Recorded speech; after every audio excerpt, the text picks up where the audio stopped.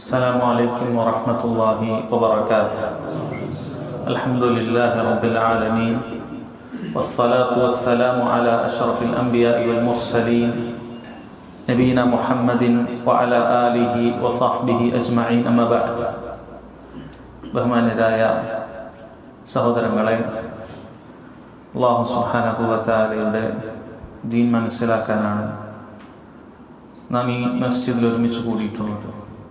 അതിന് അള്ളാഹു നൽകിയിട്ടുള്ള എല്ലാ ശ്രേഷ്ഠതകളും പ്രതിഫലങ്ങളും ഒന്നും കുറഞ്ഞു പോകാതെ നമ്മൾ ഓരോരുത്തർക്കും അവൻ നൽകി അനുഗ്രഹിക്കുമാറാകട്ടെ. അൽ ഹാഫിദ് അൻ-നവവി റഹിമഹുല്ലാഹു തആല അദ്ദേഹത്തിൻ്റെ അൽ അർബഊനാണ് നാം വായിച്ചു വരുന്നത്. 9ാമത്തെ ഹദീസാണ് ഇൻഷാ അല്ലാഹ് ഇന്ന് നമുക്ക് മനസ്സിലാക്കേണ്ടത്. അൽ ഹദീസു അത്താസിഅ عن أبي هريرة عبد الرحمن بن صخر قال رضي الله عنه سمعت رسول الله صلى الله عليه وسلم يقول ما نهيتكم عنه فاجتنبوه وما أمرتكم به فأتوا منه ما استطعتم فإنما أهلك الذين من قبلكم كثرة مسائلهم واختلافهم على أنبيائهم رواه البخاري ومسلم. ഇമാം ബുഖാരിയും മുസ്ലിമും ഉദ്ധരിച്ചിട്ടുള്ള സ്വഹീഹായ ഹദീസാണിത്. ഈ ഹദീസ് ഉദ്ധരിച്ചിരിക്കുന്നത് നബി സല്ലല്ലാഹു അലൈഹി വസല്ലമയുടെ ഹദീസുകൾ ഏറ്റവും കൂടുതൽ ഉദ്ധരിച്ച മഹാനായ സ്വഹാബി അബൂ ഹുറൈറ റളിയല്ലാഹു അൻഹു ആണ്. അദ്ദേഹത്തിൻ്റെ നാമം അബ്ദുറഹ്മാൻ ബിൻ സഖർ എന്നാണ്. അദ്ദേഹത്തിന്റെ നാമം ഏതാണ് എന്നുള്ളത് പണ്ഡിത ലോകത്ത് അഭിപ്രായ വ്യത്യാസങ്ങളുണ്ട്. കാരണം അദ്ദേഹം പ്രശസ്തമായത് നമ്മളൊക്കെ കേട്ടിട്ടുള്ളത് പോലെ അദ്ദേഹത്തിന്റെ കുനിയത്തിലാണ്. അബൂ ഹുറൈറ എന്ന നാമമാണ് അദ്ദേഹത്തിന് പ്രശസ്തമായിട്ടുണ്ടായിരുന്നത്. അതുകൊണ്ട് തന്നെ അദ്ദേഹത്തിന്റെ പേരെന്താണ് എന്നുള്ളതിൽ പല അഭിപ്രായ വ്യത്യാസങ്ങൾ ഉണ്ടായിരുന്നു. അബ്ദുറഹ്മാൻ ബിൻ സഖർ നവവി റഹിമഹുല്ല തിരഞ്ഞെടുത്തിട്ടുള്ള ഈ പേരാണ് ഏറ്റവും ശരിയായത് എന്നാണ് പണ്ഡിതന്മാർ പറഞ്ഞിട്ടുള്ളത്. നമുക്കറിയാം, അദ്ദേഹം നബി സല്ലല്ലാഹു അലൈഹി വസല്ലമയെ കണ്ട മുതൽ അവിടുന്ന് വഫാത്താകുന്നത് വരെ മദീനയിൽ മറ്റൊരു കാര്യത്തിനും വേണ്ടി ശ്രദ്ധ തിരിക്കാതെ ഹദീസുകൾ പഠിക്കുകയും അത് മനഃപ്പാഠമാക്കുകയും അതിനുവേണ്ടി ജീവിതത്തിന്റെ മുഴുവൻ സമയം ഒഴിച്ചു നിർത്തുകയും ചെയ്ത സഹാബിയാണ്. അതുപോലെ തന്നെ ഹദീസുകൾ ആളുകൾക്ക് എത്തിക്കുന്നതിന് അങ്ങേയറ്റം താല്പര്യമുള്ള സഹാബിയാണ്. അതുകൊണ്ടാണ് അല്ലാഹു സുബ്ഹാനഹു വ തആല അദ്ദേഹത്തെ ആദരിച്ചിരിക്കുന്നു. നബി സല്ലല്ലാഹു അലൈഹി വസല്ലമയുടെ ഹദീസുകൾ ഏറ്റവും കൂടുതൽ ഈ ഉമ്മത്തിന് പറഞ്ഞു കൊടുക്കാൻ അല്ലാഹു സുബ്ഹാനഹു വ തആല അദ്ദേഹത്തെ തിരഞ്ഞെടുത്തിരിക്കുന്നു. എത്ര വലിയ ആദരവാണത്. അതുകൊണ്ട് ആ സഹാബിയുടെ മഹത്വം നമ്മൾ പ്രത്യേകം പഠിച്ചു മനസ്സിലാക്കേണ്ട കാര്യമാണ്. കാരണം ഇസ്ലാമിന്റെ ശത്രുക്കൾ പലപ്പോഴും ഈ സഹാബിയെ പ്രത്യേകം ഉന്നം വെക്കാറുണ്ട്.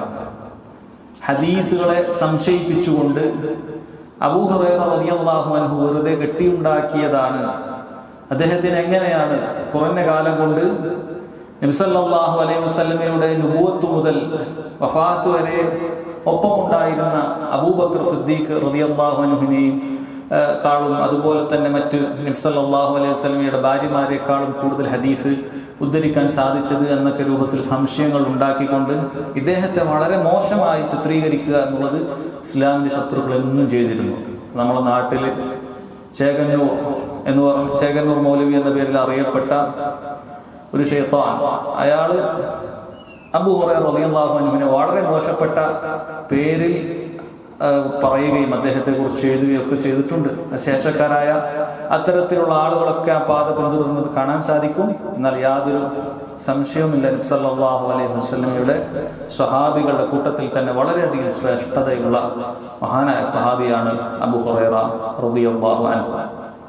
അദ്ദേഹം പറയുന്നു, നബി സല്ലല്ലാഹു അലൈഹി വസല്ലം പറയുന്നതായിട്ട് ഞാൻ കേട്ടിട്ടുണ്ട്, മാ നഹൈതുകും അൻഹു ഫജ്തനിബൂഹ്. മാ നഹൈതുകും അൻഹു, നിങ്ങളോട് ഏതൊരു കാര്യത്തെക്കുറിച്ച് ഞാൻ വിലക്കിയോ ഫജ്തനിബൂ, നിങ്ങളത് ഉപേക്ഷിക്കണം എന്നാണ് പറഞ്ഞിട്ടുള്ളത്.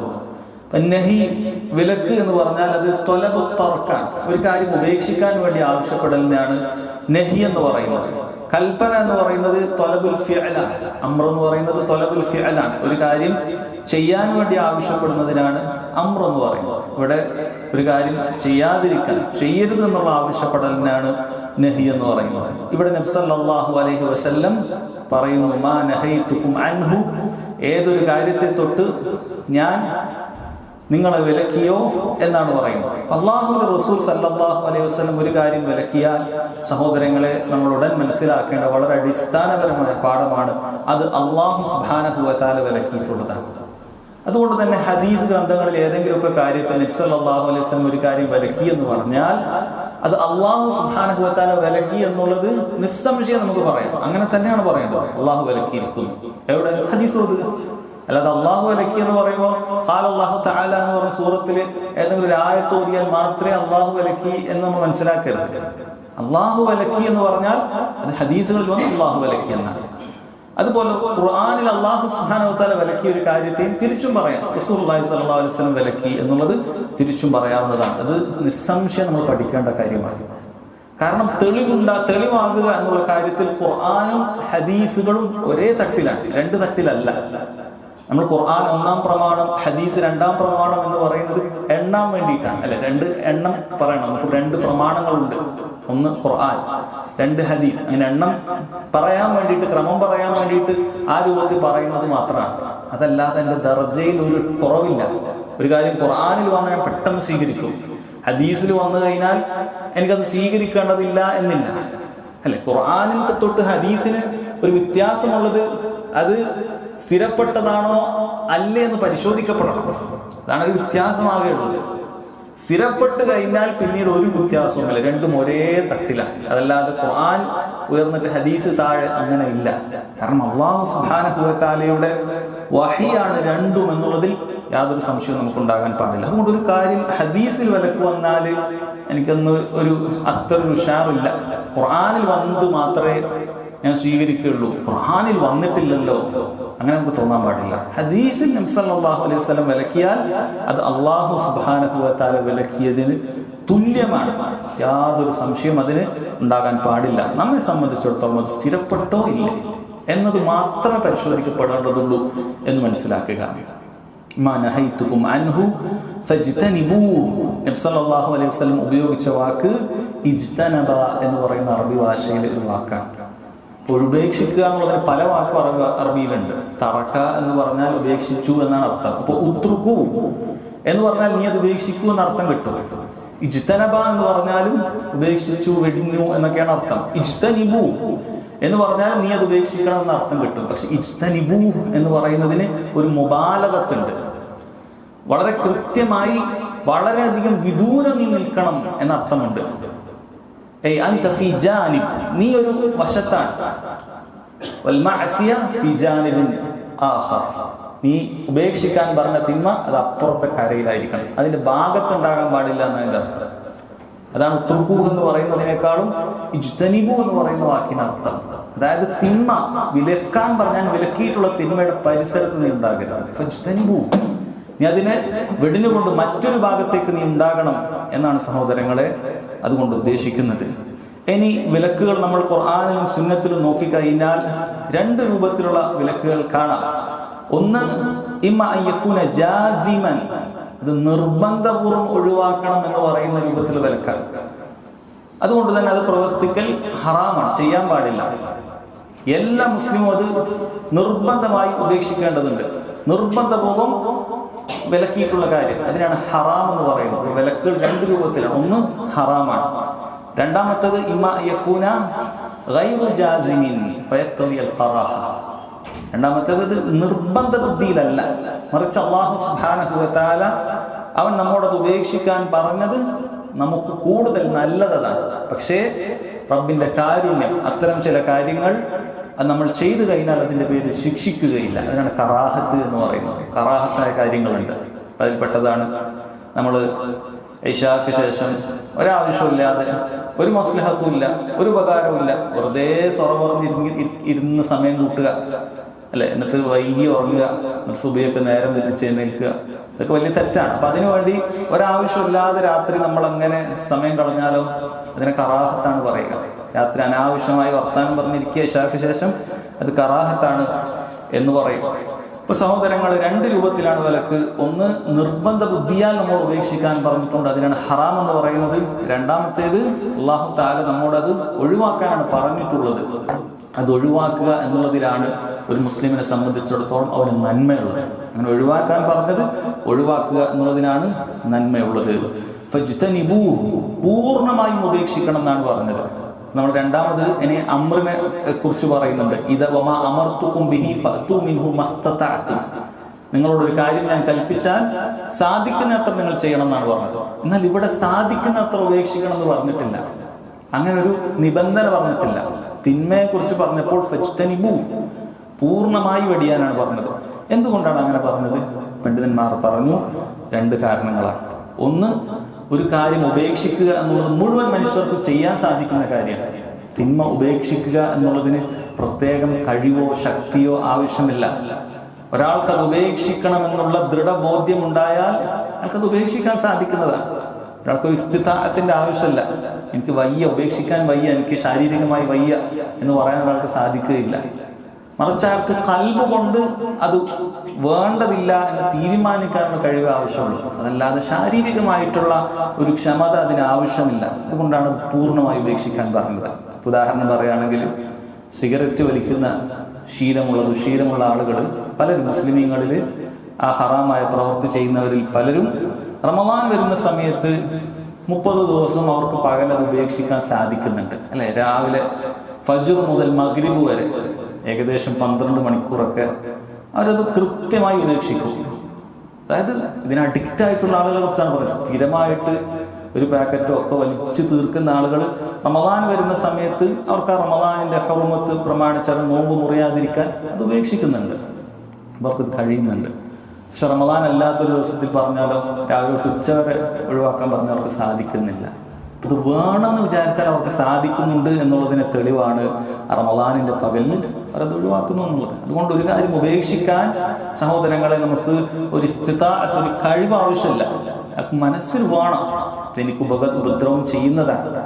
റബ്ബ് സുബ്ഹാനഹു വ തആല വിലക്കിയതാണ്. റബ്ബിനോടുള്ള ഒരു പേടി ഉറഞ്ഞു പോകുമ്പോഴാണ് ഇത് സംഭവിക്കുന്നത്. ഇതെനിക്ക് ദുനിയാവിലും ആഖിറത്തിലും പരീക്ഷണമാണ്, ഉപദ്രവമാണ് എന്ന് മനസ്സിലാക്കി ആ നല്ലൊരു ചിന്ത ഒരാളുടെ മനസ്സിലുണ്ടായാൽ അത് ഉപേക്ഷിക്കാൻ സാധിക്കും. അപ്പോൾ പ്രത്യേകം കഴിവ് ആവശ്യമില്ല. രണ്ടാമത്തെ കാര്യം പണ്ഡിതന്മാർ പറഞ്ഞത്, പൂർണ്ണമായി ഉപേക്ഷിക്കാൻ പറഞ്ഞത്, കാരണം ശരീഅത്തിന് ഒരു പരിഗണനയുണ്ട്. ഇനാഅത്തു ശർഇ ബിദർഇൽ മഫാസിദ്, ഒരു ഫസാദിനെ ഒഴിവാക്കുക എന്നുള്ളതിനാണ് ശരീഅത്ത് എപ്പോഴും കൂടുതൽ പരിഗണന നൽകിയിട്ടുള്ളത്.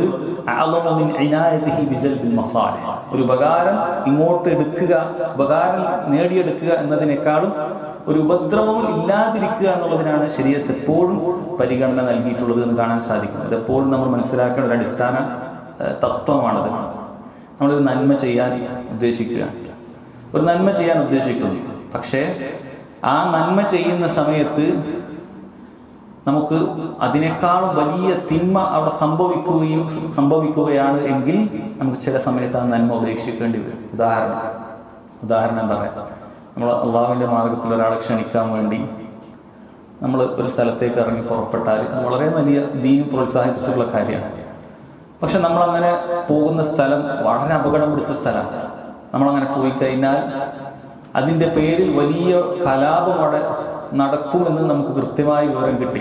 അവിടെ പോയി നിങ്ങളിങ്ങനെ ദീനിൻ്റെ എന്തെങ്കിലുമൊക്കെ പറഞ്ഞാൽ വലിയ കലാപം അവിടെ പൊട്ടി പുറപ്പെടും. ആ രൂപത്തിൽ പ്രശ്നങ്ങൾ ഉണ്ടാകുന്ന ഒരു സ്ഥലമാണ് എന്ന് മനസ്സിലായാൽ നമ്മെ സംബന്ധിച്ചിടത്തോളം ആ ഫസാദ് അവിടെ ഉണ്ടാക്കാതിരിക്കുക എന്നുള്ളതാണ് ദീനിൻ്റെ താല്പര്യം.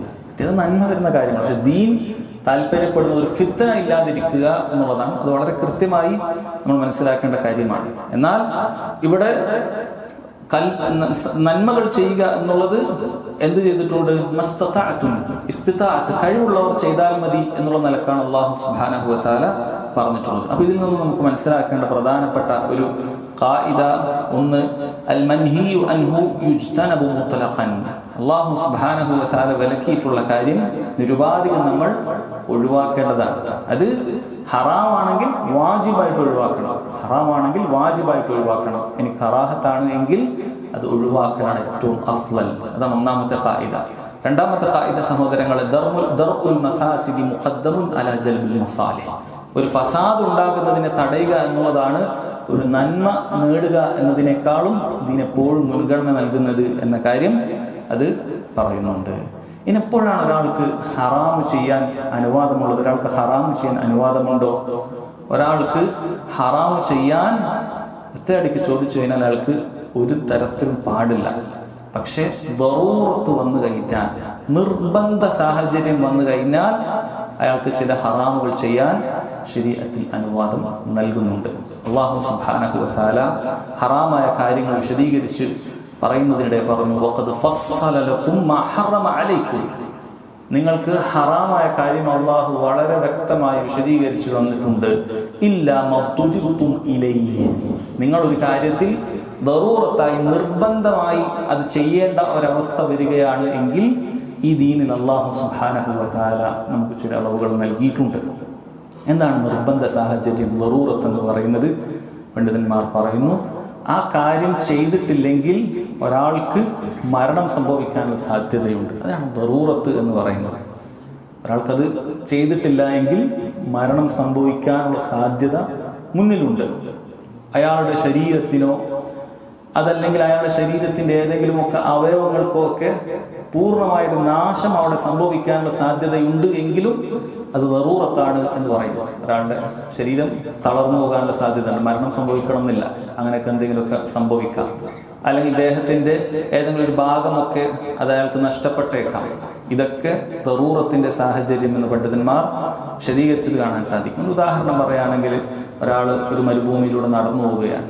പെട്ടെന്ന് അയാളുടെ വാഹനം അതിൻ്റെ ഇടയിൽ നടുവിൽ പെട്ടുപോയി. അയാൾക്ക് വേറെ വഴിയൊന്നുമില്ല. അയാൾക്ക് അവിടെ ഹറാമായ ഒരു ഭക്ഷണം മാത്രമേ അവിടെ ലഭിച്ചിട്ടുള്ളൂ എന്ന് വിചാരിക്കുക. ഉദാഹരണത്തിന് ഒരു പന്നിയാണ് അയാളുടെ അടുത്ത് ഉണ്ടായിട്ടുള്ളത്. അങ്ങനെയുള്ള ഒരു പന്നിയൊക്കെ ഉള്ള ഒരു കുറ്റിക്കാട്ടിലാണ് അയാൾ പെട്ടുപോയത്. അയാളുടെ വാഹനത്തിന് എവിടെയും പോകാൻ പറ്റുന്നില്ല. അയാൾ വിശന്നുകൊണ്ട് മരിച്ചു പോകും എന്നുള്ള സാധ്യത ഏകദേശം ഉറപ്പായാൽ അയാളെ സംബന്ധിച്ചിടത്തോളം ഈ ഹറാമായ വസ്തു സഹോദരങ്ങളെ അതയാൾക്ക് കഴിക്കാവുന്നതാണ് എന്നാണ് പറയുന്നത്. അതുപോലെ തന്നെ കുടിക്കാനുള്ള ഹറാമായ വല്ല പാനീയമാണ് അവിടെ ഉള്ളത് എങ്കിൽ അതും അയാൾക്ക് മരണം മുന്നിൽ കാണുന്ന സമയത്ത് ആവശ്യത്തിന്, വയറ് നിറയെ കഴിക്കുക എന്നുള്ളതല്ല, മറിച്ച് അയാൾക്ക് ആവശ്യത്തിന് ജീവൻ നിലനിർത്താനുള്ള അത്രയും കഴിക്കാമെന്നാണ് പറയുന്നത്. ജീവൻ നിലനിർത്താനുള്ള അത്രയും കഴിക്കുക, അത് അയാൾ താല്പര്യത്തോടു കൂടി കഴിക്കുന്നതല്ല, മറിച്ച് അയാൾക്ക് ജീവൻ നിലനിർത്തേണ്ടതുണ്ട് എന്നാണ്. പക്ഷെ ഈ ഖാഇദ വളരെയധികം ആളുകൾ ദുരുപയോഗം ചെയ്യാറുണ്ട്. എന്ത് നിസ്സാരമായ കാര്യം വന്നതിനാലും അത് പറയും ദറൂറത്താണ്, അതുകൊണ്ട് ഞാനത് എന്ത് ചെയ്യും, ഒഴിവാക്കുക. അല്ലെ, ഒരാളോട് എന്താണ് നീ താടിയൊന്നും നോക്കി വളർത്താത്തത് എന്ന് ചോദിച്ചാൽ അത് എൻ്റെ ഭാര്യയ്ക്ക് ഇഷ്ടമല്ല, അല്ലെങ്കിൽ എൻ്റെ ഇന്നാൾക്ക് ഇഷ്ടമല്ല, അതുകൊണ്ട് ഞാൻ ഒഴിവാക്കി. അങ്ങനെയുള്ള കാര്യങ്ങൾ അത് ദറൂറത്ത് എന്ന് പറയുകയില്ല സഹോദരങ്ങൾ, അത് ദറൂറത്ത് എന്ന് പറയുകയില്ല. ഹറാമുകൾ ചെയ്യാൻ നിസ്സാരമാക്കാൻ നമ്മളിത് കാരണമാക്കിക്കൂടാ. ദറൂറത്ത് എന്നുള്ള പേരിൽ ഹറാമുകളെ നിസ്സാരമാക്കുക എന്നുള്ളത് പാടില്ലാത്ത കാര്യമാണ് എന്ന് പ്രത്യേകം മനസ്സിലാക്കണം. ഇനി ഈ ഹദീസിലുള്ള ഈ ഭാഗത്തു നിന്നുള്ള മൂന്നാമത്തെ ഒരു ഖാഇദ ഇതിൽ നിന്ന് നമുക്ക് മനസ്സിലാക്കാം. ലാ മുഹറമ മഅ ദറൂറ. ദറൂറത്തിന്റെ സാഹചര്യത്തിൽ, നിർബന്ധ സാഹചര്യത്തിൽ ഹറാം ഇല്ല, ഒരു കാര്യം ഹറാമാവുകയില്ല. ആ സാഹചര്യത്തിൽ നമുക്ക് അനുവാദമുണ്ട്, പക്ഷെ അതിന്റെ പരിധിയിൽ നിന്നുകൊണ്ട് നമുക്കത് ഉപയോഗിക്കാം. നമ്മൾ മരണപ്പെടും, അതിനുള്ള സാധ്യതയുണ്ട്. അല്ലെങ്കിൽ പണ്ഡിതന്മാർ പറഞ്ഞു, ഒരാളുടെ ഒരു അവയവം നഷ്ടപ്പെട്ടു പോകാൻ സാധ്യതയുണ്ട്, അയാൾ കൊല്ലപ്പെടാൻ സാധ്യതയുണ്ട്, അയാളുടെ ബുദ്ധിക്ക് എന്തെങ്കിലുമൊക്കെ വലിയ തകരാറ് വരാൻ സാധ്യതയുണ്ട്. ഇതൊക്കെ ദറൂറത്തിന്റെ സാഹചര്യമായി അവർ പറയാറുണ്ട്. നാലാമതൊരു ഖാഇദ കൂടി ഇതിൽ നിന്നും പണ്ഡിതന്മാർ പറഞ്ഞിട്ടുണ്ട്. അൽ ഹാജത്തു തുനസ്സലു മൻസിലത്തു ദറൂറ. അൽ ഹാജത്തു തുനസ്സലു മൻസിലത്തു ദറൂറ. ചില ആവശ്യങ്ങൾ അത് ദറൂറത്തിന്റെ പരിധിയിലേക്ക് വരാറുണ്ട്. ചില ആവശ്യങ്ങൾ ദറൂറത്തിന്റെ പരിധിയിലേക്ക് എത്തും. അത്തരം സാഹചര്യങ്ങളിൽ നമുക്ക് ഹറാം ചെയ്യാൻ ശരീഅത്ത് അനുവാദം നൽകുന്നുണ്ട്. അപ്പം അതിന് ഉദാഹരണമായി പറയുന്നത് ചികിത്സയാണ്. ചികിത്സ എന്ന് പറയുന്നത് മനുഷ്യനെ സംബന്ധിച്ചിടത്തോളം ചില രോഗങ്ങൾ വന്നു കഴിഞ്ഞാൽ അത് ചികിത്സിക്കുക എന്നുള്ളത് വലിയ ആവശ്യമായി നിൽക്കുന്നതാണ്. ചിലപ്പോൾ മരണം സംഭവിക്കണമെന്നില്ല, പക്ഷെ വളരെ വേദനയേറിയ ബുദ്ധിമുട്ട്, അങ്ങനെയൊക്കെ ചികിത്സ ഉണ്ടാകുന്ന അവസ്ഥയൊക്കെ ഉണ്ടാകാറുണ്ട്. അപ്പം അത്തരം സാഹചര്യങ്ങളിൽ ആ ചികിത്സിക്കുന്നതിന് വേണ്ടിയിട്ട് അയാൾക്ക് എന്ത് ചെയ്യാം, ഒരു ഡോക്ടറുടെ മുന്നിൽ അയാളുടെ ഔറത്ത് വെളിവാക്കാവുന്നതാണ്. സാധാരണഗതിയിൽ ഒരാളുടെ മുന്നിലും ഔറത്ത് നമുക്ക് വെളിവാക്കാൻ പാടില്ല. ഒരു പുരുഷനെ സംബന്ധിച്ചിടത്തോളം തൻ്റെ ഭാര്യയുടെ മുന്നിൽ മാത്രമാണ്, അതല്ലാതെ മറ്റൊരാളുടെ മുന്നിലും ഔറത്ത് ഒഴിവാക്കാൻ പാടില്ല. പക്ഷെ ഒരാൾക്ക് അങ്ങനെ ഔറത്തിന്റെ ഭാഗത്ത് എന്തെങ്കിലുമൊക്കെ ചികിത്സിക്കേണ്ട ഒരു അവസ്ഥ വന്നു, അതിനെ ദറൂറത്ത് എന്ന് പറയുകയില്ല. പക്ഷേ അത് വലിയൊരു ഹാജയാണ്, അൽ ഹാജത്തു ഷദീദയാണ്, അടുത്ത ഒരു ആവശ്യം തന്നെയാണ് ചികിത്സിക്കുക എന്ന് പറയുന്നത്. ആ സാഹചര്യങ്ങളിൽ അയാൾക്ക് ഔറത്ത് വെളിവാക്കണമെങ്കിൽ അനുവദനീയമാണ്. അതേപോലെ തന്നെയാണ് സ്ത്രീകൾക്ക് അസ്സൽ അവരുടെ ഔറത്ത് പൂർണ്ണമായി മറച്ചു വെക്കുക എന്നുള്ളതാണ്. പക്ഷെ ചില സാഹചര്യങ്ങളിൽ അവൾക്ക് ചില ചികിത്സകൾ അതിന് നൈപുണ്യമുള്ള ലേഡി ഡോക്ടർമാർ അവിടെ ഇല്ലാതിരിക്കുന്ന അവസ്ഥ വരും. അത്തരം സാഹചര്യങ്ങളിൽ അവർക്ക് നൈപുണ്യമുള്ള പുരുഷന്മാരായ ഡോക്ടറുടെ മുന്നിൽ അവരുടെ ഔറത്ത് അവൾക്ക് കാണിക്കൽ അനുവദനീയമാണ്. ഉദാഹരണം പറയാം, ഒരു സ്ത്രീക്ക് പല്ലുമായി ബന്ധപ്പെട്ട വലിയ വേദന ഉള്ളൊരു രോഗമുണ്ട് എന്ന് വിചാരിക്കുക. അവളുടെ നാട്ടിൽ എവിടെയും ഒരു ലേഡി ഡോക്ടർ കിട്ടാനില്ല. അതിന് കിട്ടാനുണ്ട്, പക്ഷെ അങ്ങനെ വലിയ എക്സ്പേർട്ട് അല്ല. ചിലപ്പോൾ പല്ല് നല്ല ഓപ്പറേറ്റ് ചെയ്ത് ചെയ്യേണ്ട വളരെ ആവശ്യമുള്ള ഒരു പണിയായിരിക്കണം. അവൾ അന്വേഷിച്ചിട്ട് എവിടെയും കിട്ടുന്നില്ല.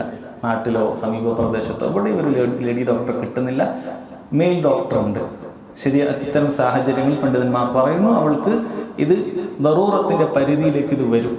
ഇത് മരണം അല്ല, പക്ഷെ ദറൂറത്തിന്റെ പരിധിയിലേക്ക് വരും. അത്തരം സാഹചര്യങ്ങളിൽ അവൾക്ക് അവരുടെ മുഖം തുറന്നുകൊണ്ട് എന്ത് ചെയ്യാവുന്നതാണ്, അത് അനുവദനീയം. അതേപോലെ തന്നെയാണ് ഇപ്പോൾ ഒരു സ്ത്രീ പ്രസവിക്കുകയാണ്.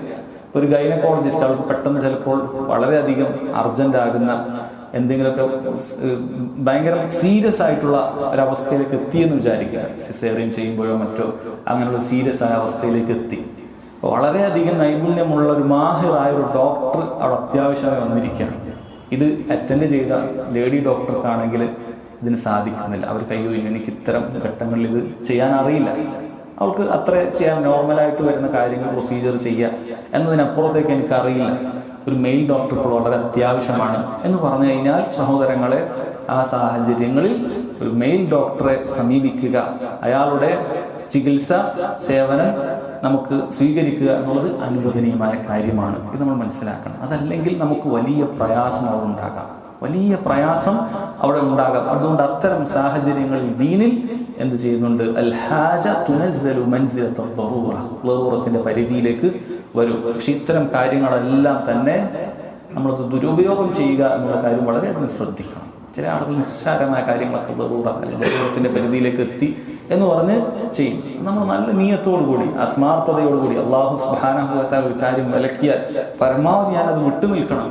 അള്ളാഹു വിലക്കിയിട്ടുണ്ടെങ്കിൽ അതെനിക്ക് ദുനിയാവിലും ആഖിറത്തിലും രക്ഷയ്ക്ക് വേണ്ടിയിട്ടാണ് എന്നതൊക്കെ മനസ്സിലാക്കി പാലിക്കാൻ തയ്യാറാകുന്ന ആളുകളെ സംബന്ധിച്ചിടത്തോളം ഇത് കൃത്യമായി അവർക്ക് ഉപയോഗപ്പെടുത്താൻ സാധിക്കുന്ന കാര്യം തന്നെയാണ്. ഒന്നാമത്തെ കാര്യം ഇതാണ്. ദീനിൽ ഒരു കാര്യം അല്ലാഹു സുബ്ഹാനഹു വ തആല വിലക്കിയാൽ മാ നഹൈതുകും അൻഹു ഫജ്തനിബൂ, ഈ കാര്യത്തിൽ നിന്നും നമ്മൾ 4 ഖായിദകൾ, 4 അടിസ്ഥാനങ്ങൾ മനസ്സിലാക്കുകയുണ്ടായി.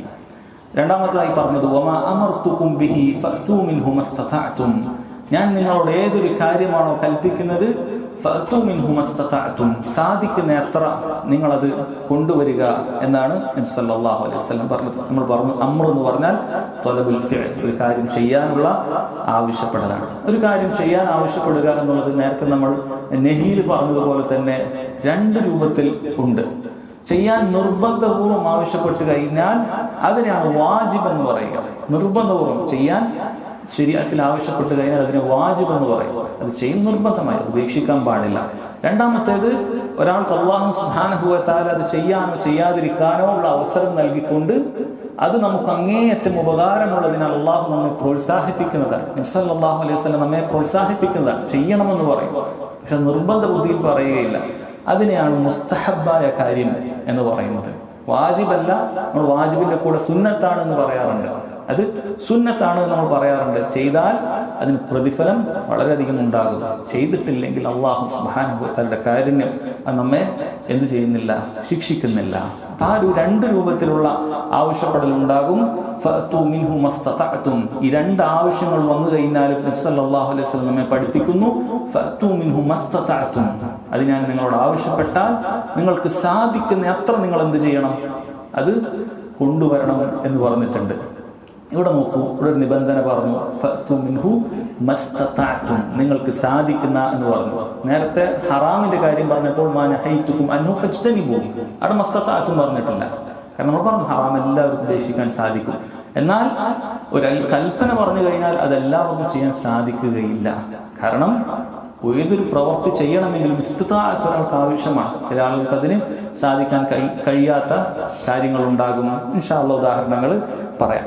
ഈ ഭാഗത്ത് നിന്നും പണ്ഡിതന്മാർ പല ഖായിദകൾ, പല അടിസ്ഥാനങ്ങൾ കൊണ്ടുവന്നത് കാണാൻ സാധിക്കും. അതിലൊന്ന് അൽ മഅ്മൂറു ബിഹി യുഫ്അലു മഅൽ ഇസ്തിതാഅ. അൽ മഅ്മൂറു ബിഹി യുഫ്അലു മഅൽ ഇസ്തിതാഅ.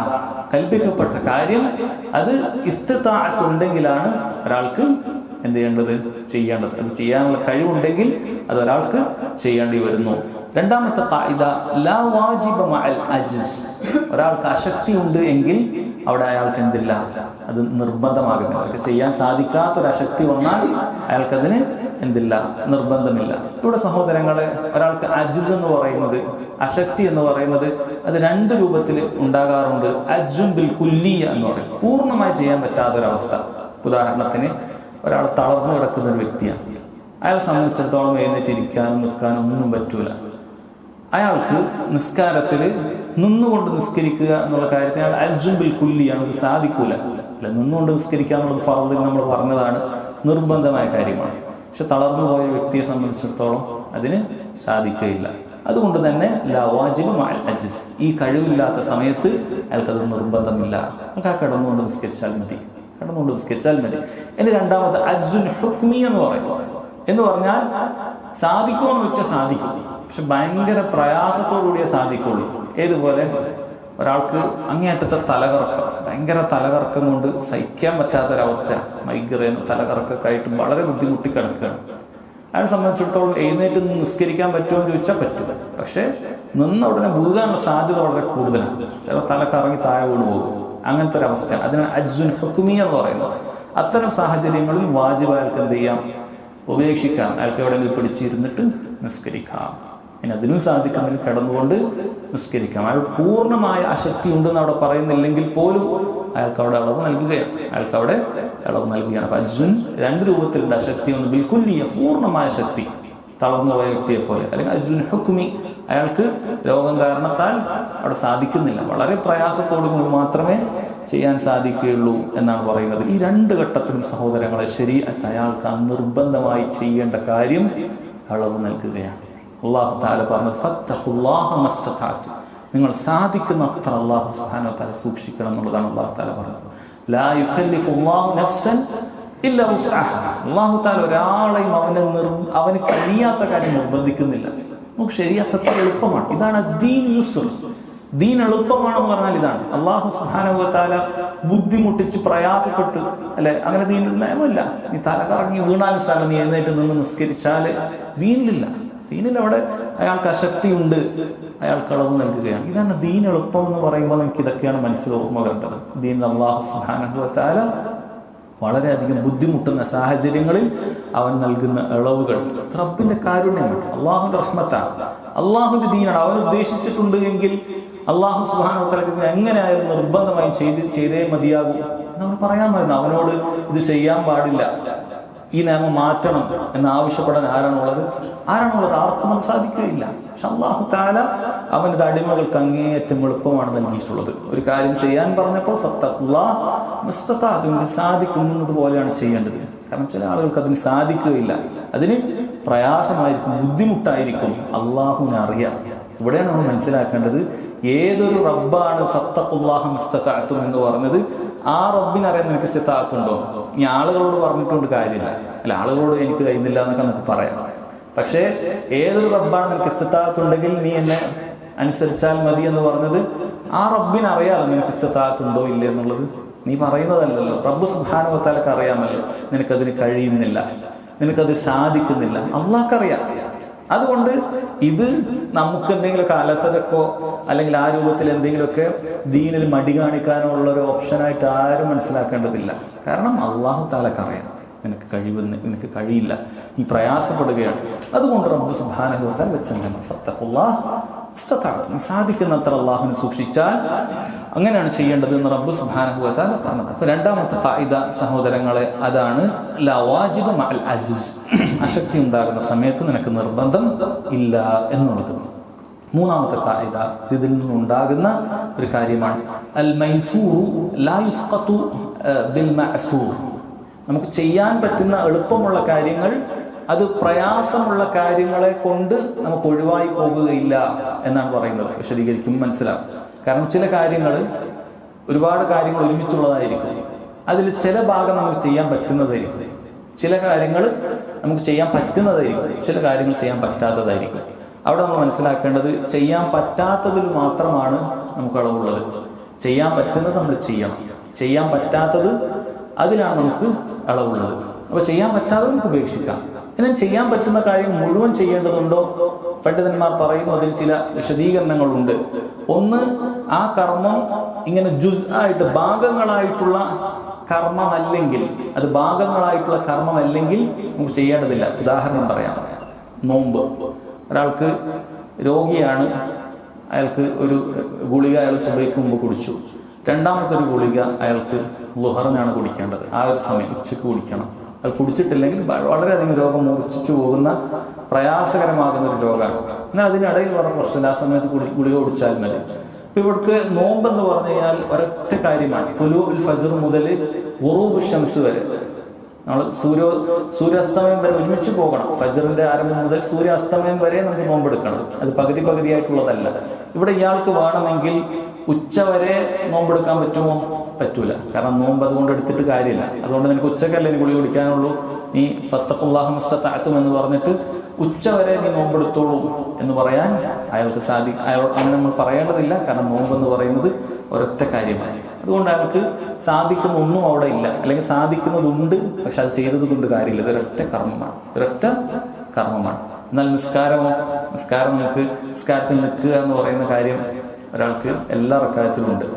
ഒരാൾക്ക് 2 റക്കായത്തൊക്കെ നിൽക്കാൻ പറ്റും, അല്ലെങ്കിൽ ഒരു റക്കായത്തിന്റെ കുറേ ഭാഗങ്ങൾ നിൽക്കാൻ പറ്റും. അവസാനത്തിലാകുന്ന പ്രയാസം വരുന്നത്.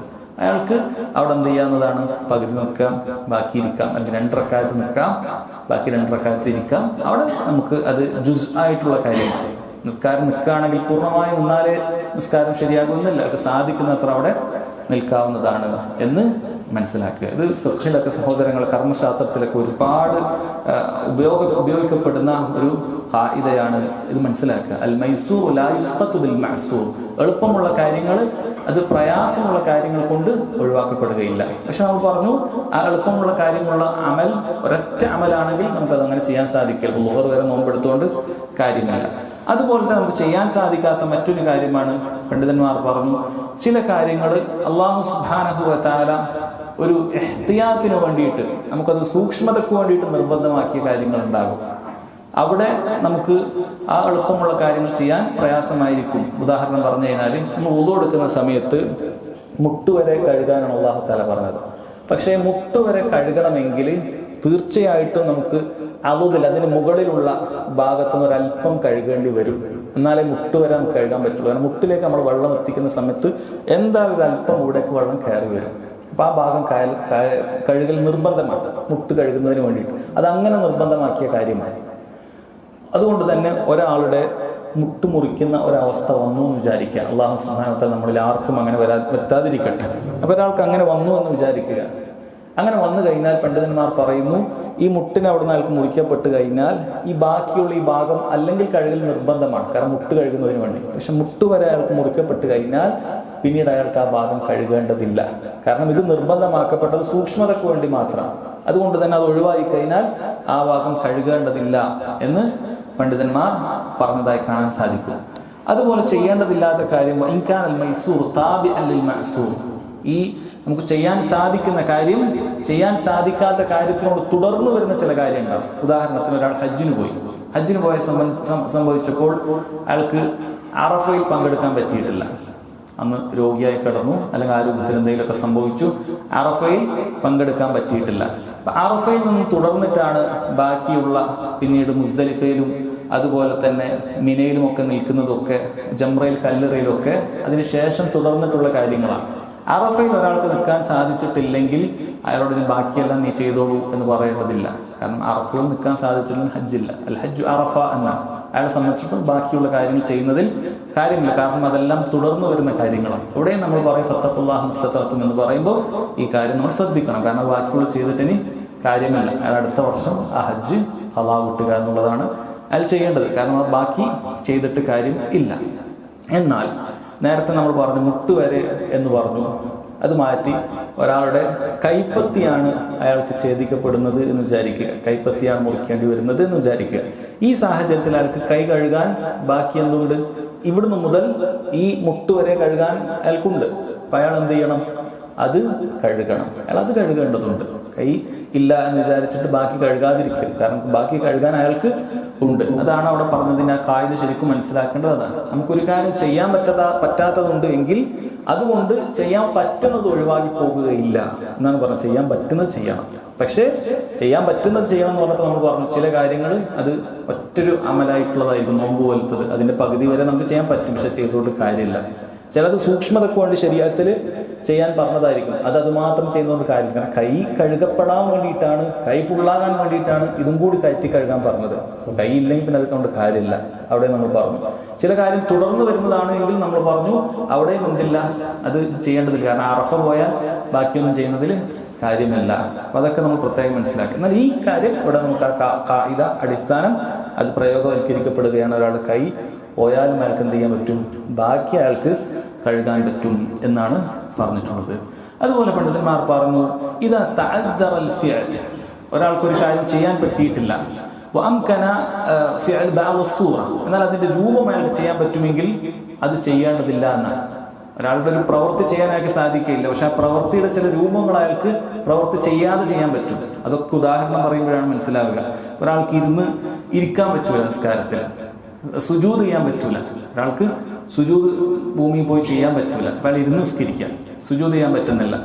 അവിടെ സുജൂദ് ചെയ്യാൻ പറ്റാതിരിക്കുമ്പോൾ പലരും ചെയ്തു വരുന്ന ഒരു അബദ്ധമാണ്, അവർ സുജൂദിന്റെ ആ രൂപം അങ്ങോട്ട് സ്വീകരിച്ചിട്ടാണ് ഇങ്ങനെയൊക്കെ സുജൂദ് ചെയ്യുന്നത് കാണാൻ സാധിക്കും. അതായത് കൈയൊക്കെ തറയിൽ വെക്കുന്നത് പോലെ അവരെന്ത് ചെയ്യും, ഇങ്ങനെ വായുവിൽ കൈ ഇങ്ങനെ വെച്ചിട്ട് ഈ രൂപത്തിൽ ഇങ്ങനെ സുജൂദിലേക്ക് പോകുന്ന കാണാൻ സാധിക്കും. സുജൂദ് ചെയ്യാൻ പറ്റുന്നില്ല, പക്ഷെ അയാൾക്ക് സുജൂദിന്റെ രൂപം സ്വീകരിക്കാൻ പറ്റുന്നുണ്ട്. കൈ ഇങ്ങനെ രണ്ടെണ്ണം വിടർത്തി വെക്കുക, അതിങ്ങനെ ഭൂമിയിൽ വെക്കുന്ന പോലെ ആക്കുക, തല ഇങ്ങനെ ആ രൂപത്തിലേക്ക് കൊണ്ടുപോകുക, ഇതൊക്കെ അയാൾക്ക് സാധിക്കുന്നുണ്ട്.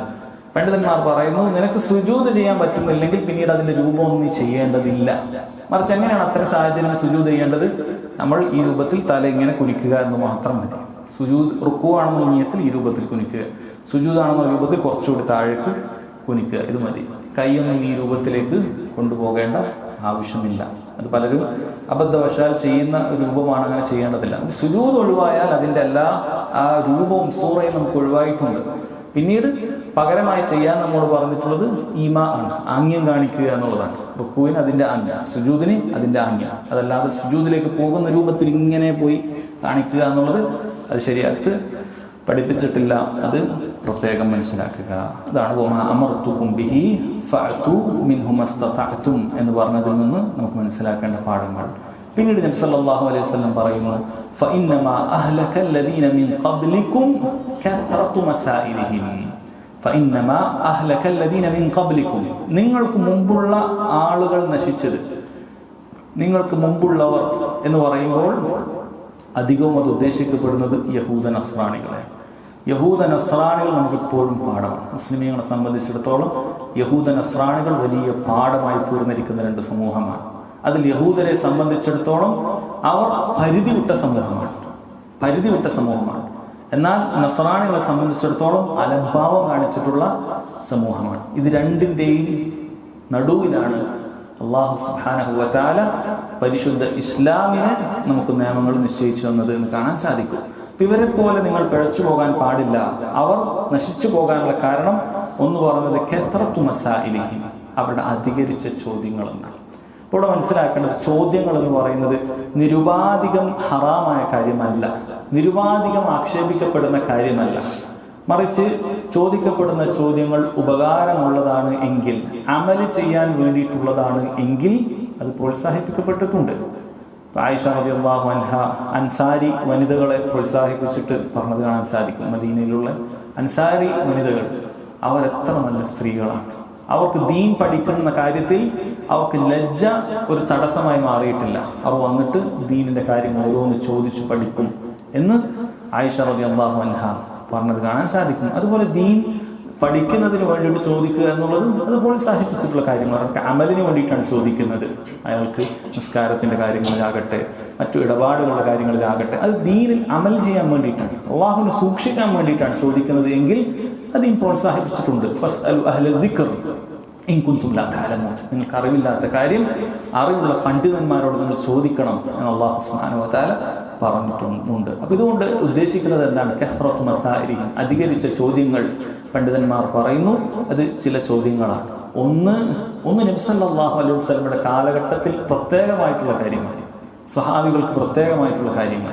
അല്ലാഹു സുബ്ഹാനഹു വ തആല ഖുർആനിൽ വഹി ഇറക്കുന്ന സമയത്ത് എന്തെങ്കിലും ഒരു നിയമം വന്നു കഴിഞ്ഞാൽ അതിനെക്കുറിച്ച് അധികരിച്ച ചോദ്യങ്ങൾ പാടില്ല. ഇപ്പൊ ഹജ്ജ് നിയമമാക്കിയപ്പോൾ ഒരാൾ ചോദിച്ചു, എല്ലാ വർഷവും അതുണ്ടോ എന്ന് ചോദിച്ചു. സല്ലല്ലാഹു അലൈഹി വസല്ലം തന്നെ ഉടൻ താക്കീത് ചെയ്തു, ഞാനെങ്ങാനും അതേ എന്ന് പറഞ്ഞാൽ നിങ്ങൾക്കത് നിർബന്ധമാകും, നിങ്ങൾക്കതിന് സാധിക്കുകയുമില്ല, അതുകൊണ്ട് അത് ചോദിക്കാൻ പാടില്ല. എന്തെങ്കിലും ഒരു കാര്യം ചെയ്യണം എന്ന് പറഞ്ഞാൽ അതിങ്ങനെ ചെയ്യണം അങ്ങനെ ചെയ്യണം എന്ന് അധികരിച്ച ചോദ്യങ്ങൾ ചോദിക്കാൻ പാടില്ല എന്നുള്ളതാണ് അല്ലാഹു സുബ്ഹാനഹു വ തആല ഖുർആനിൽ ആയത്തായിട്ട് അവതരിപ്പിച്ചിട്ടുള്ള കാര്യം തന്നെയാണ്. അപ്പോൾ അല്ലാഹു തആല ഹലാലാക്കിയത് ഹലാലാണ്, ഹറാമാക്കിയത് ഹറാമാണ്, ഒന്നും അതിനെക്കുറിച്ച് പറഞ്ഞിട്ടില്ലെങ്കിൽ അത് അഫ്വാണ്, അത് വിട്ടുന്നതാണ്. അതിനെക്കുറിച്ച് ചോദിച്ചിട്ട് എന്ത് ചെയ്യാൻ പാടില്ല, നിർബന്ധമാക്കാൻ പാടില്ല. നബി സല്ലല്ലാഹു അലൈഹി വസല്ലം പറഞ്ഞു, ഇന്ന അഅ്ളമൽ മുസ്ലിമീന ജുർമ മൻ സഅല അൻ ഷൈഇൻ ലം യുഹറം ഫഹുരിമ മിൻ അജ്ലി മസ്അലതിഹി. മുസ്ലിമീങ്ങളുടെ കൂട്ടത്തിൽ ഏറ്റവും വലിയ ദ്രോഹം ചെയ്ത ഒരാൾ ആരാണെന്ന് വെച്ച് കഴിഞ്ഞാൽ അവൻ അള്ളാഹു ഹറാമാക്കാത്ത ഒരു കാര്യത്തെക്കുറിച്ച് ചോദിക്കുകയും അവന്റെ ചോദ്യം കാരണത്താൽ അള്ളാഹു അത് ഹറാമാക്കുകയും ചെയ്തിട്ടുണ്ട് എങ്കിൽ അവനാണ് ഏറ്റവും മുസ്ലിമുകൾ ദ്രോഹം ചെയ്തവൻ എന്ന് നബി സല്ലല്ലാഹു അലൈഹി വസല്ലം പറഞ്ഞിട്ടുണ്ട്. പക്ഷെ ഇത് ശരീഅത്ത് ഇറങ്ങുന്ന കാലത്താണ്. നമുക്കിന്ന് നമ്മൾ ചോദിക്കുകയോ ചോദിക്കാതിരിക്കുകയോ കാരണത്താൽ ശരീഅത്തിൽ ഒരു നിയമം ഇനി മാറാൻ ഇല്ല. രണ്ടാമത്തെ കാര്യം, നമുക്കൊക്കെ ബാധകമായിട്ടുള്ള കസ്റത്ത് മസാഇൽ പെടുന്ന, അധികരിച്ച ചോദ്യങ്ങളിൽ പെടുന്ന കാര്യത്തിൽ പെട്ടതാണ്. നമ്മളൊരു മൻഹജായിട്ട് ഒരു മാർഗമായി സ്വീകരിക്കേണ്ട കാര്യമാണ്.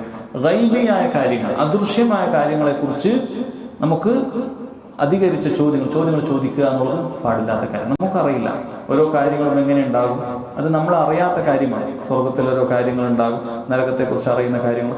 അല്ലാഹു സുബ്ഹാനഹു വ തആല നമുക്ക് എങ്ങനെയാണ് വിശ്വസിക്കേണ്ടത്, നമുക്ക് ഉൾക്കൊള്ളാൻ സാധിക്കുന്ന രൂപത്തിൽ, നമ്മുടെ കൽബിന് യോജിക്കുന്ന രൂപത്തിൽ മുഴുവൻ പറഞ്ഞു തന്നിട്ടുണ്ട്, ഒന്നും ബാക്കി വെച്ചിട്ടില്ല.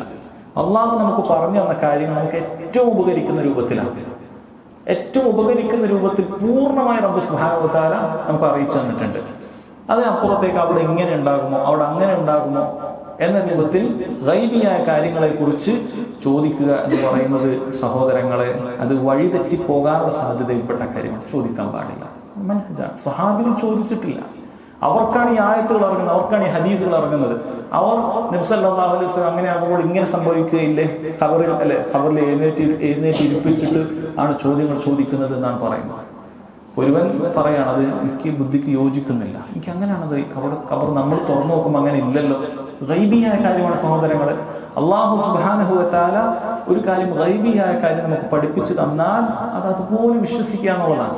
അതിൽ കിടന്ന് ചോദിക്കുക എന്ന് പറയുന്നത് അവർ നശിക്കാനുള്ള കാരണമായിട്ടാണ് നബി സല്ലല്ലാഹു അലൈഹി വസല്ലം പറയുന്നത്. കസ്റത്തു മസാഇൽ, നശിക്കാനുള്ള കാരണമായിട്ട്. ആ കൗം അങ്ങനെ ചോദിക്കുന്ന വിഭാഗം അത് നശിച്ചു തീരുകയുള്ളൂ, യാതൊരു ഉപദ്രവവും അത് മറ്റുള്ളവർക്ക് ഉണ്ടാക്കുകയില്ല എന്ന് മനസ്സിലാക്കുക. അതുപോലെ തന്നെ അതിൽ പഠിപ്പിക്കപ്പെട്ട കാര്യമാണ് അസ്സുആലു അമ്മാ ലാ യജ്ലിബു മൻഫഅ, ഒരു ഉപകാരവുമില്ലാത്ത ചോദ്യങ്ങൾ. നേരത്തെ നമ്മൾ പറഞ്ഞു അമൽ ചെയ്യുന്ന ചോദ്യത്തിന് കുഴപ്പമില്ല എന്ന് പറഞ്ഞു. ഒരു ഉപകാരമില്ലാത്ത ചോദ്യങ്ങൾ, ഇത് ചോദിക്കുന്നതുകൊണ്ട് എന്താണ് അർത്ഥം?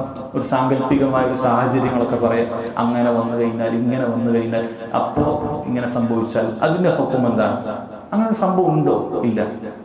പണ്ഡിതന്മാർ മുൻഗാമികൾ വളരെയധികം താക്കീത് ചെയ്തിട്ടുള്ള, അവർ മറുപടി പറയാത്ത കാര്യമാണ് സാങ്കല്പിക ചോദ്യങ്ങൾ ഉണ്ടാക്കിക്കൊണ്ട് അതിന് മറുപടി ആരെങ്കിലും ചോദിക്കുക. അവർ പലപ്പോഴും ചോദിക്കാറുണ്ട്, അങ്ങനെയുള്ള ചോദ്യങ്ങൾ വന്നു കഴിഞ്ഞാൽ, ഇങ്ങനെ ഒരു സംഭവം നിനക്ക് ഉണ്ടായിട്ടുണ്ടോ? ഇല്ല, ഞാൻ ഉണ്ടാക്കിയതാണ്.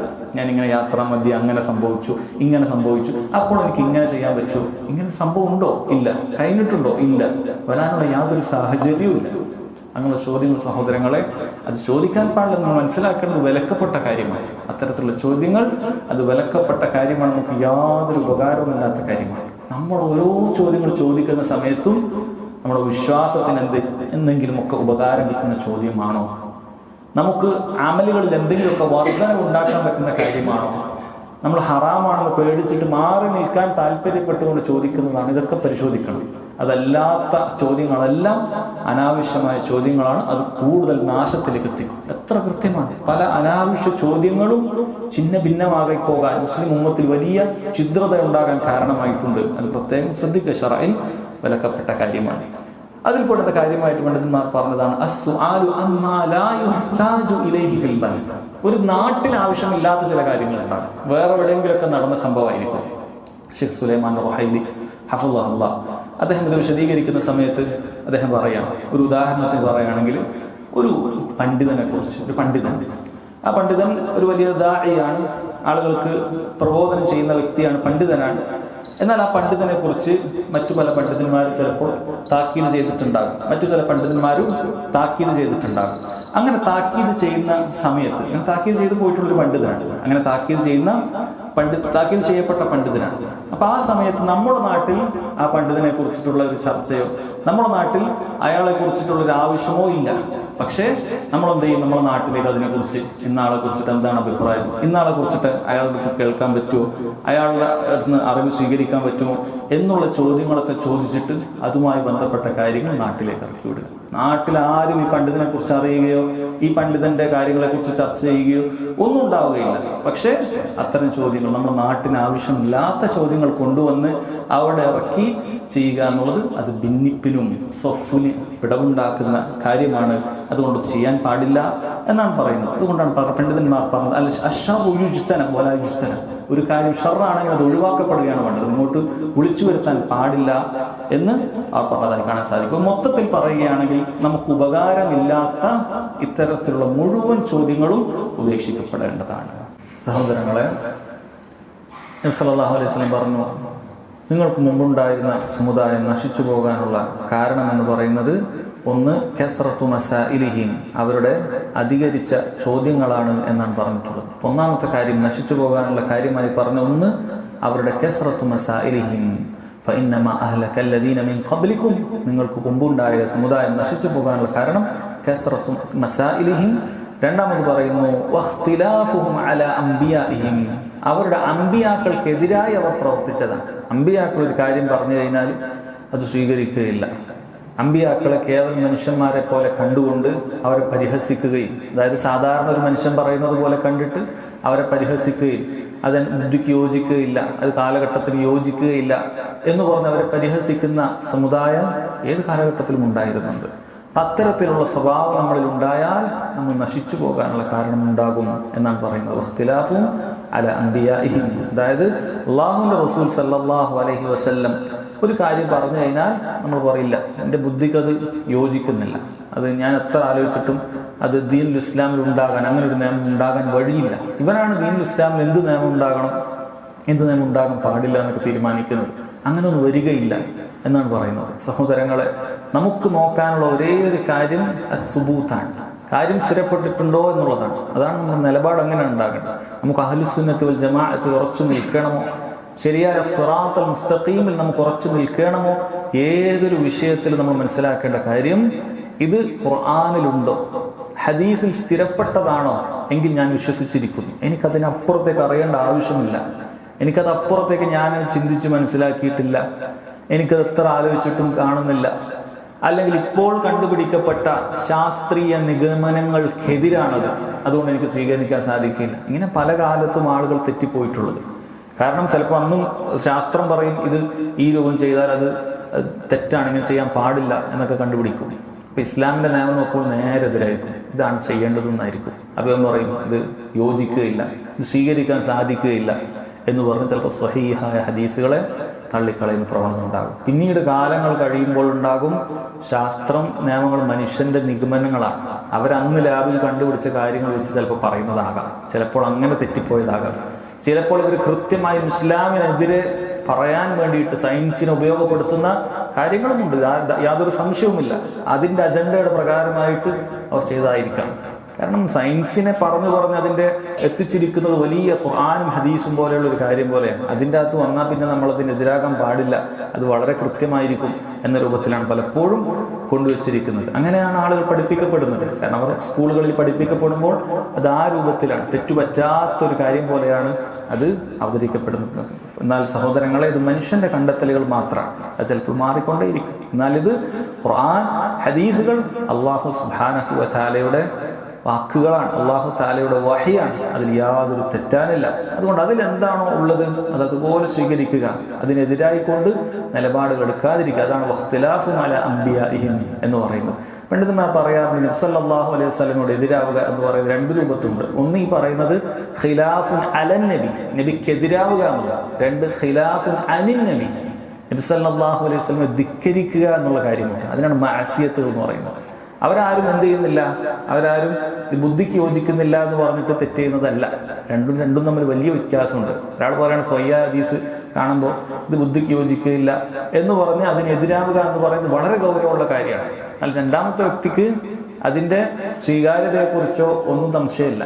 പക്ഷേ അവരുടെ ദേഹേച്ഛകളെ പിൻപറ്റിക്കൊണ്ട് നബി സല്ലല്ലാഹു അലൈഹി വസല്ലമക്ക് എതിരാവുന്നതാണ്. അതും ഗൗരവമുള്ള കാര്യമാണ്, സംശയമില്ല, ഗൗരവമുള്ള കാര്യമാണ്. പക്ഷെ ആദ്യത്തേതാണ് ഈ ഹദീസിൽ പറഞ്ഞ നശിച്ചു പോകാനുള്ള കാരണമായിട്ട് പറഞ്ഞിട്ടുള്ളത് എന്ന് മനസ്സിലാക്കുക. എന്നാൽ ഈ രണ്ടാമത്തേതിനെ കുറിച്ച് അല്ലാഹു സുബ്ഹാനഹു വ തആല ഖുർആനിൽ താക്കീത് ചെയ്തതാണ്, ഫല്യഹ്ദരിൽ ലദീന യുഖാലിഫൂന അൻ അംരി. നബി സല്ലല്ലാഹു അലൈഹി വസല്ലമയുടെ കൽപ്പനകളോട് എതിരാകുന്ന ആളുകൾ അവർ കരുതിയിരിക്കട്ടെ, അൻ തുസീബഹും ഫിത്ന, അവർക്കൊരു ഫിത്ന ബാധിക്കുന്നത്, ഔ യുസീബഹും അദാബുൻ അലീം, അല്ലെങ്കിൽ അല്ലാഹു സുബ്ഹാനഹു വ തആലയുടെ വേദനാജകമായ ശിക്ഷ അവരെ പിടികൂടുന്നത്, അവർക്ക് ബാധിക്കുന്നത് അവർ പേടിച്ചു കൊള്ളട്ടെ എന്ന് അല്ലാഹു സുബ്ഹാനഹു വ തആല പറഞ്ഞിട്ടുണ്ട്. ഇത്രയുമാണ് സഹോദരങ്ങളെ ഈ ഹദീസിൽ നമുക്ക് മനസ്സിലാക്കാനുള്ളത്. ഒന്നുകൂടി ഹദീസ് വായിച്ചിട്ട് അർത്ഥം പറയുകയാണ്. അല്ലാഹു സുബ്ഹാനഹു വ തആല ഹദീസിലുള്ള മനസ്സിലാക്കേണ്ട കാര്യങ്ങളെല്ലാം കൃത്യമായി മനസ്സിലാക്കാനും ഉൾക്കൊള്ളാനും നമുക്ക് തൗഫീഖ് ചെയ്യുമാറാകട്ടെ. നബി സല്ലല്ലാഹു അലൈഹി വസല്ലം പറഞ്ഞു, മാ നഹൈതുകും അൻഹു ഫജ്തനിബു, ഏതൊരു കാര്യം ഞാൻ നിങ്ങൾക്ക് വിലക്കിയിട്ടുണ്ടോ അത് നിങ്ങൾ പൂർണ്ണമായി ഉപേക്ഷിക്കുക. വമാ അമർതുകും ബിഹി ഫഅതു മിൻഹു മസ്തതഅതും, ഏതൊരു കാര്യം ഞാൻ നിങ്ങളോട് കൽപ്പിച്ചിട്ടുണ്ടോ സാധിക്കുന്നത്ര നിങ്ങളത് കൊണ്ടുവരിക. ഫഇന്നമാ അഹ്ലകൽ ലദീന മിൻ ഖബ്ലികും, തീർച്ചയായും നിങ്ങൾക്ക് മുമ്പുണ്ടായിരുന്ന സമുദായം നശിച്ചു പോയത് കസറത്തു മസായിലിഹിം, അവരുടെ അധികരിച്ച ചോദ്യങ്ങളും, വഖ്തിലാഫും അലാ അംബിയാഇഹിം, അവർ അവരുടെ പ്രവാചകന്മാർക്കെതിരായി പ്രവർത്തിച്ചതുമാണ് എന്നാണ് നബി സല്ലല്ലാഹു അലൈഹി വസല്ലം പറഞ്ഞിട്ടുള്ളത്. അല്ലാഹു സുബ്ഹാനഹു വ തആല ഈ പറഞ്ഞ കാര്യങ്ങളെല്ലാം ജീവിതത്തിൽ പകർത്താൻ നമുക്ക് തൗഫീഖ് ചെയ്യുമാറാകട്ടെ. വഹദാ അല്ലാഹു തആല അഅലം വസല്ലല്ലാഹു അലാ നബീന മുഹമ്മദ് വഅലാ ആലിഹി വസഹ്ബിഹി വസല്ലം.